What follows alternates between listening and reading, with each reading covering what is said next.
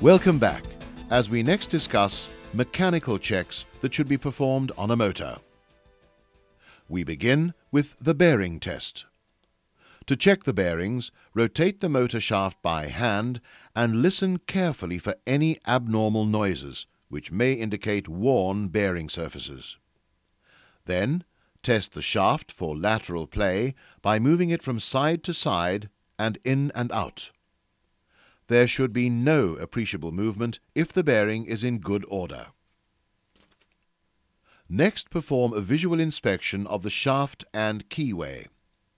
Where applicable, check the condition of the keyway for excessive wear or damage. Then, using a dial gauge indicator, check the condition of the shaft to ensure that it is not bent. There should be no deflection beyond approximately 0.02 mm under normal circumstances. Next, examine the frame, end shields and grease housings if fitted. Check these parts for cracks, breaks, or missing through bolts or fixings. Check the condition of the fan blades for cracks or broken blades. Look carefully for cracks and broken or missing parts on the terminal box. Check that the nameplate is firmly secured to the frame and that the information is legible. We continue with the important electromechanical checks. First, check the surface of the commutator for excessive or uneven wear. Moving to the brush gear, check the pigtails for loose or damaged connections. Check the length of each brush for excessive wear. They should not be worn beyond the specified limits. Ensure that the brush holder is clean and that the brush is able to move freely within the brush holder. Check the spring pressure of the brush holders.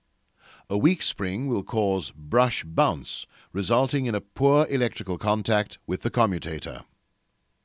Examine the tip of each brush. A properly shaped tip will ensure maximum contact with the commutator bars. This completes the mechanical tests. With the tests completed, we can run the machine and check that the brush position is correctly set. When the brushes are correctly positioned in the neutral plane, sparking between brushes and commutator will be a minimum, and the motor will run smoothly.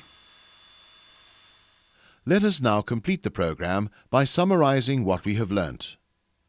When a current is supplied to a conductor placed in a magnetic field, the conductor experiences a force which can be used to drive a mechanical load. This is the basic operating principle of a DC motor.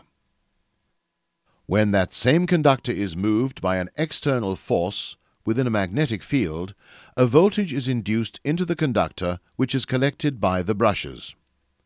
Converting mechanical energy into electrical energy is the basic principle of a DC generator.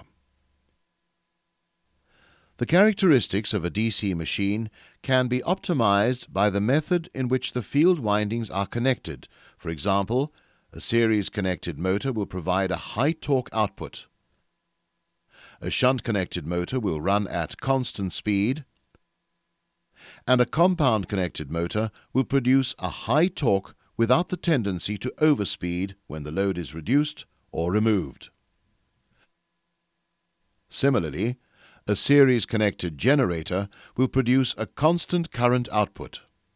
A shunt generator will supply a constant voltage to the load, and a compound-connected generator will produce a constant output under fluctuating load conditions.